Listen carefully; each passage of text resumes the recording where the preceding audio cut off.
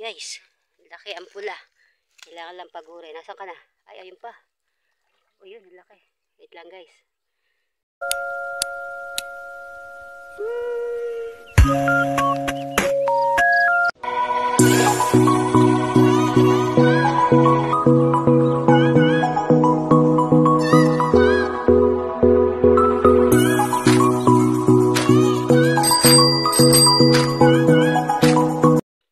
Welcome back mga kananay sa aking fishing adventure. Hindi bagong spot. Dati na natin itong pinag-iispatan. Ito yung second time na pupwestuhan natin to. Yun, Katoto Sakuragi vlog nyo. Andyan. Sama natin as usual of course. Nagsiset up ng kanyang mga fishing rod.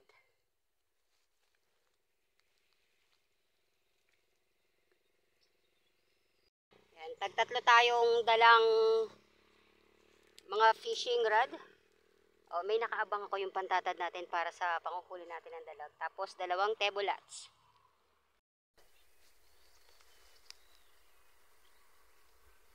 Ano? Ay, bumitaw. Ipon yun. Tagal na nakalubog eh. Oh. Sabi ko na, hipon yun eh. Yan guys. Wish natin may mapakagat tayong hipon. Hipon yung kumagat na sa akin na yan. Promise. Ako nararamdaman ko may gumagalaw doon sa ating pandalag, oh. Kong, oh. Nilubog na kong, oh. Oh. Ano? Kaya ko lang, papakbaka naman ang sagad yan. Yan. Nilubog na guys, eh. Na. Oh, hindi pa. Ay! Hindi pa. Naiyan ako na eh.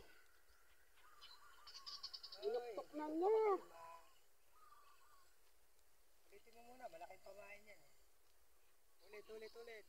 Nakapura eh. Excited! Kalubog na eh. Titingnan mo, yung bingwit mo, pag dumukdok na sa... Hindi, nakadukdok na nga. Kaya nga pinitik ko na. Guys. Malaki yung sa yung pain, guys. Eh, yan natin. Kung mapapabalik natin. Kung hindi magtatampo si dalag. Naku po, napakaliit nito. Ano kaya ito?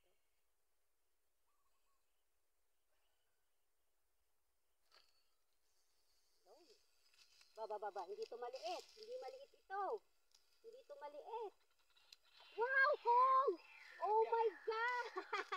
Wow, ako po ay naka-jackpot, guys. Sabi ko na sa inyo, yung unang kumagat sa akin ay paro-paro G. See that, guys? Pinawawalan yan. Mapait yan. Sa'yo na lang, allergic ako dito eh. Sa'yo na lang. Mapait. Allergic ako. Sa'yo na. Mapait yan. Ay, guys, wala po pala akong dalang lalagyanan. Pakikisuyo muna natin sa lalagyanan ng inyong Katoto Sakuragi. Yay, how about that, guys? Sa paalam sa tinamaan, guys. Asul na asul. Kaasul-asul, guys. Iya, masarap pa wala natin. Allergic ako dyan eh. Sa'yo na yan. Okay, pagdating pa lang ng katoto nyo, dito ko na siya inaya. Kasi namingwit pala kami doon sa ilalim ng sa may deltang tinatawag, pero maalat po ang kananay. Okay, di ko alam po nakikita nyo. Pero ayan. Parang nakaloob. Yun, lumutang. Sayang. Yan yung nakahuli natin ng ulang. So, yan yung kagat ng ulang. Matagal siyang nakalubog. Unlike yung pagkaisda, itinatakbo siya, hindi inilulubog niya. Medyo kumakain lang ng mga ilang segundo. Yan. Apakalumanay kumagat ng ulang, kaya alam na alam namin paghipon yung kumakagat. Okay. Stay tuned, tingnan natin kung ulang pa rin yan. Sana.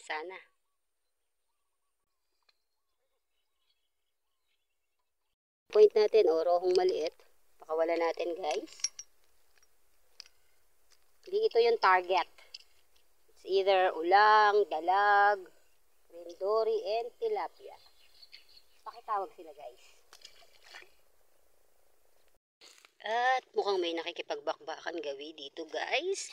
Problema, wala tayong dalang panalo. Ay, ang laki nga. Wait, yung basket ko, guys. Dali natin. Ayun, guys. Laki ang pula. Kailangan lang pagurin. Nasaan ka na? Ay, ayun pa. O yun, Ayun, laki. Wait lang guys. Tingnan natin kung matutulungan natin si Katoto. Yung gumawa pa kaming panalok. Tapos, hindi naman nadala. Ayun na po guys. Mamadali kasi eh. So, ito na lang ang chance. Yan oh. Ang hilig kasi sa light. Super light guys. Sana. Baka mahulog ang phone ko guys.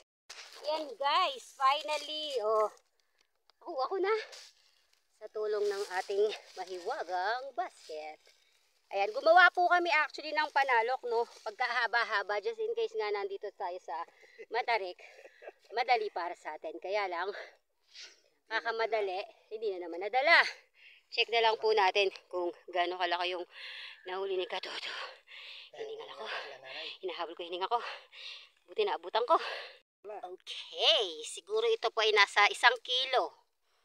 Yan, ito po tayo sa totoo. Ayan yung basket natin, no? Sakto siya. Ay, may sumobra pala.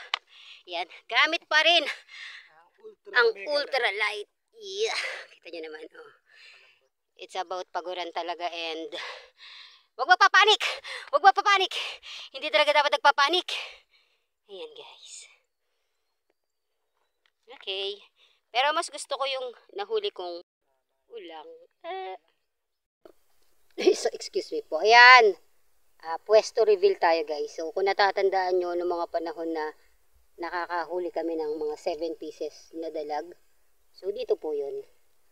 Ang pinupwestohan namin sa kabila, babato kami dito. So nakita ni asawa tong lugar, malilim. Isang araw pinuntahan namin, nilinis namin yung pwesto para hindi na kami kailangan lumipat doon at dito naman bumato. So tinutukan na namin. Ang problema, sumobra ng linis. So nawala yung mga taguang mga water lily nung dalag sa gawi dito. So ayan, malinis na siya. At sa sobrang linis ng asawa ko, sabi ko, huwag mong tatanggalin yung mga sabit sa ilalim kasi pinamumugaran niya ng dalag. Inahon niya lahat ng kahoy. Ayan. Wala pa tayong napapakagat na dalag so far. Kahit gumagamit tayo ng tatad. Oh, kinakagatan naman tayo ng ulang. Yun. Ay. Another. Ang tawag dito. Roho na namang mali. Bumalik yung pinakawalan natin kanina guys. Ano pa mo Biglaan. Kalaki ka, mga 1 kilo. Kunin kita. Yun. Yung isa. Uy! Tilapia! Tilapia ang maliit guys. Tilang, tila. Tila. Uy! Tawagin mo ang iyong mga magulang. Hoy! Nandun ang mga roho.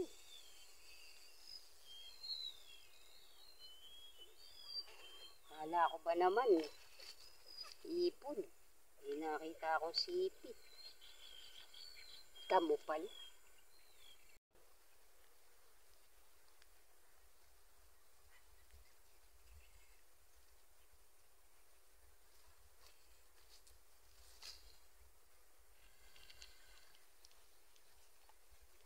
Ba't humabol ka pa talaga guys? Another pakawalain guys. Tinatawag nating roho. Roho na sino? Laki! Katoto nyo, nag-aahon daw malaki. Pero siya ay dumadaan sa isang obstacle course kung saan yung isda ay ipinasok sa water lily. There. Kamusta naman yung water lily na yan guys? So yan yung dahilan kung bakit dati kami dun ay nagpupwesto. Kasi yan, pag tumakbo sila sa gilid, there oh. It's the problem. Pero tingnan natin kung maaahon, kung lalabas siya. Pero mukhang roho brad.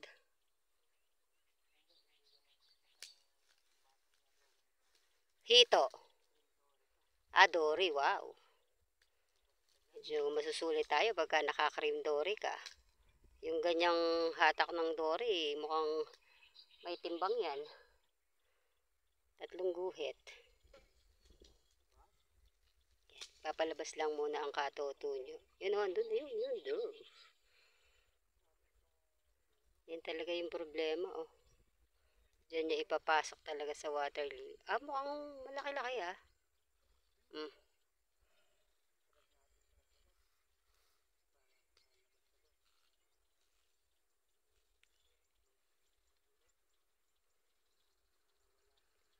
So, yung malalaki talaga, nasa malayo. Malayo hagis niyan, eh.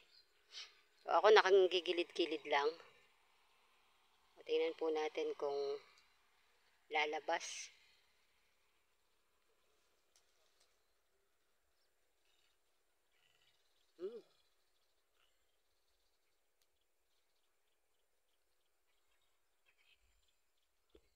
Nako po. Tagal-tagal na pagpapalabas to, guys. Sana yung isang hook hindi sumabit, no?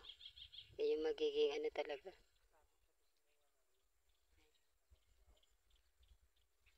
Kasabit yung isa, oh. Pero nandyan yung isda, oh. Lumalaban, eh. Dore.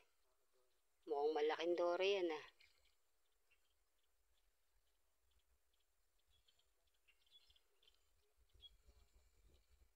Lusungan mo na kaya. Wala yung bangka, hindi tayo makakasigaw ng bangka. Bangka! Bangka! Ako, nasabit sa ano. Yan yung problema pagka double hook ko. Triple hook pa. Oh my God. Pang-agos na setup, guys.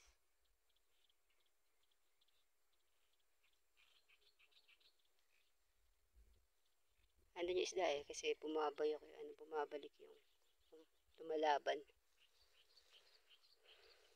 But the problem, hihintay tayo ng standby guys, kung mailalabas niya. Tingnan natin. So, ayun yung isda, oh. Nakasabit ng konti sa ano ng water lily. So, napalupot yung linya sa ano ng water lily. Kaya kahit anong batak at piglas niya, hindi siya makalabas. Nakasabit. Oh no, no, no, no, no. No, no, no, no, no.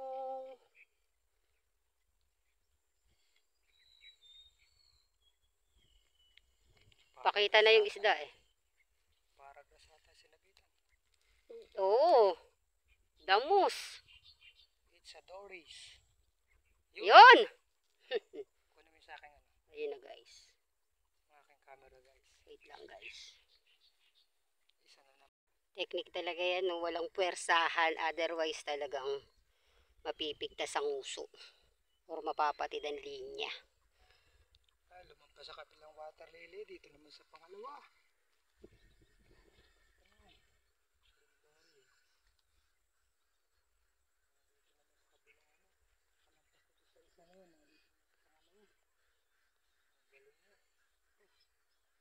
Nako. Lapitan mo.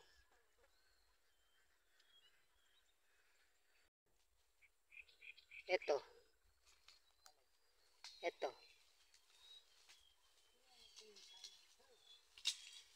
Kaya kanya, kagaan mo lang.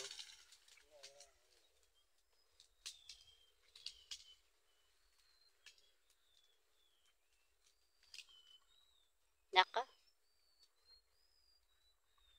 Masasayang ang effort. Sasayang ang effort. Lusungan mo na, guys. Hanggang dibdib. Nilusungan na yan. Nilusungan na nung magaling kong asawang naglinis na pinakalinis.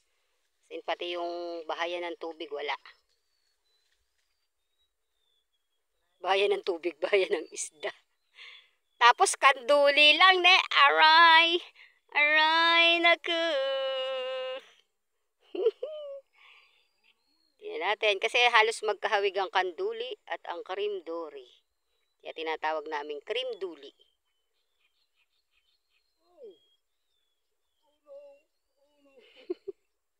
Cream duli. Ah, hindi pa natin nakikita. Hito?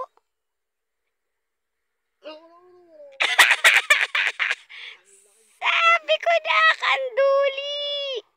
Wow, sulit ang pagbabasa, ang paghihintay, atay. Yan tinatawag na buwiset. Sabi ko na magkahawig ang kanduli at ang cream dory.